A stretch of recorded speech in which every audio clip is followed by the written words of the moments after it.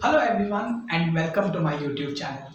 I am Garvit and in this video I am going to share three things that I learned from Steve Jobs. Steve Jobs is one of my idols and there are so many things that I have learned from him, but here in this video I am sharing three of the most influential traits of Steve Jobs. So let's start this video, but after a short music.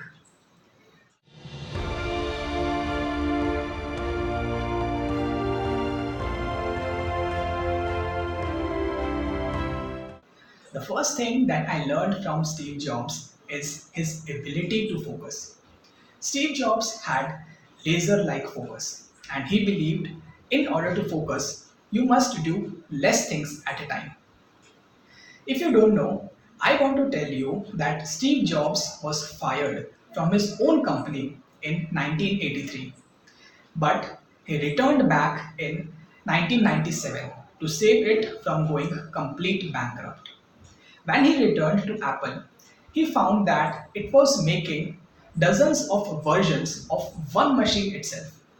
So he asked his team to cancel all the products that were being manufactured at that time, and he asked them to just make four great products at a time and put all of their focus in making those four products to the perfection.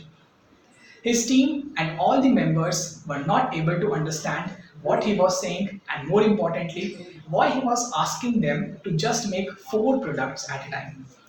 But the fact is that by making less products at a time and making them to perfection, he managed to save Apple. The next thing that I learned from Steve Jobs is simplicity.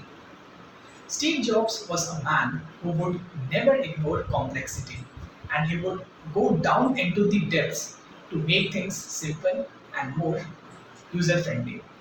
He used to say, it takes a lot of hard work to make things simple, to truly understand the underlying challenges and come up with elegant solutions. Once, Steve and his team were working on the design interface of iPod, and Steve came up with a very unexpected idea. He asked his team to get rid of the on off button. Just imagine a time when devices would work by actually pressing the on off button. And here is Steve Jobs. He is asking to get rid of that button itself. His team members might be thinking how the device is going to work at the first place. But after some time, they realized that the button was actually unnecessary. The device would turn off if it is unused, if it is not used for some time, and it would come back to life on its own if it is re-engaged. Okay, and another example of simplicity is the packaging of Apple products. Have you ever observed the packaging of Apple products? It is so neat and clean.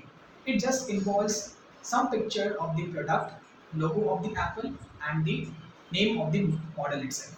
And rest all of the packaging is just white. That is so minimalistic and elegant that the user will fall in love with the product in its first interaction itself. That's the power of simplicity. And here's one more thing that I truly loved about Steve Jobs, it's conviction. In simple words, conviction means belief. And Steve Jobs had a deep conviction in himself. And this small incident from his life will prove this.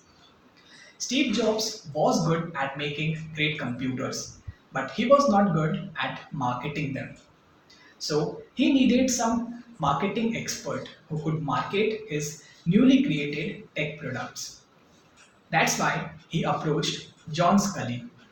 He was a marketing expert and he was the president at Pepsi in 1983.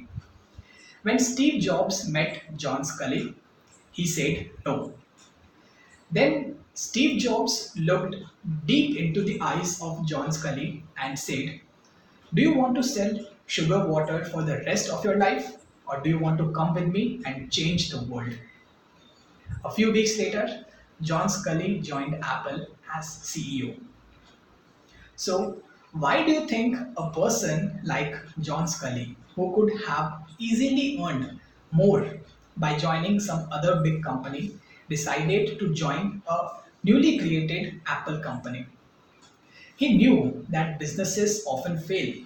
He knew that Apple could make a dent in the universe, or maybe not. No one knows. But that's not what Steve Jobs believed. Steve was 100% sure that he is going to revolutionize the tech world.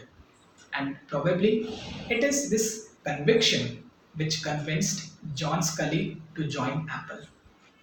These were some of the things that I truly love about Steve Jobs. He is one of my idols, and there's a lot that you can learn from him. If you also know about some incidents from his life, share them in the comments and let the knowledge flow. So that's all for now. Until next time, stay hungry, stay foolish.